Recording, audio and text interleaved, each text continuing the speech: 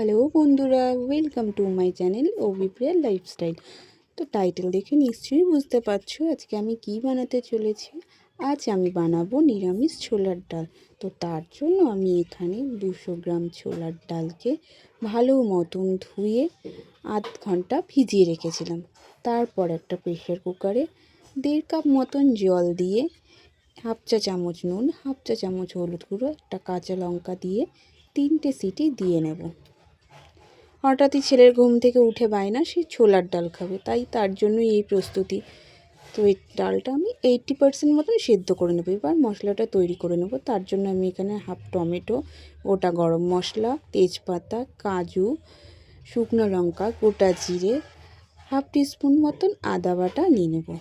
এবার কড়াই বসিয়ে তাতে 2 চামচ মতন সর্ষের তেল দিয়ে নেব। তো রান্নাটা যেহেতু আমি সর্ষের তেল করব তাই সর্ষের তেল নিয়েছি। তোমরা চাইলে ঘি বা সাদা তেলও নিতে পারো, যার যেটা ইচ্ছা। তো তেলটা গরম হয়ে গেলে তার মধ্যে শুকনো লঙ্কাটা ফাটিয়ে, 2টো তেজপাতা এবং গোটা জিরে, গোটা গরম মশলা দিয়ে একটু নাড়াচাড়া করে যতক্ষণ না একটা ভালো মিষ্টি গন্ধ বেরোচ্ছে ততক্ষণ ভেজে নেব। তো ভাজা হয়ে গেলে তাতে আদা বাটা, টমেটো কুচি দিয়ে ভালো মতন নাড়াতে থাকবো। একটু নুন দিয়ে দেবো, তাতে টমেটোটা তাড়াতাড়ি একটু নরম হয়ে যাবে। তো ভাজতে ভাজতে আমি একটু মশলা তৈরি করে নেব। তো তার জন্য আমি এখানে নিয়েছি হাফ টিস্পুন জিরে গুঁড়ো, হাফ টিস্পুন ধনে গুঁড়ো, একটু হলুদ, একটু নুন, আর চিনি তো দিতেই হবে। চিনি ছাড়া তো আর ছোলার ডালটা ঠিক ভালো লাগবে না। ব্যালেন্স করার জন্য আমি এখানে একটুখানি চিনি নিয়েছি। তোমরা চাইলে অ্যাভয়েড করতে পারো। আর হ্যাঁ, এখানে তোমরা নারকেলও অ্যাড করতে পারো। নারকেল দিলে ছোলার ডালের টেস্টটা আরও দ্বিগুণ বেড়ে যাবে।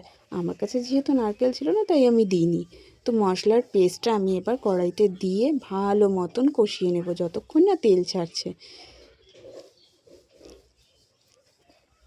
তো ভালো মতন নাড়াচাড়া করতে করতে যখন তেল ছেড়ে আসবে তখন সে ভেজানো ডালটা আমি এর মধ্যে দিয়ে দেব। দিয়ে কিছুক্ষণ নাড়াচাড়া করতে থাকবো। যেহেতু জলটা আমার পুরোপুরি শুকিয়ে গেছিলো তার জন্য আমি একটু 1 কাপ মতন গরম জল এখানে আমি অ্যাড করে নিলাম। তো 2-3 মিনিট ফুটিয়ে নিলেই আমার ছোলার ডাল রেডি।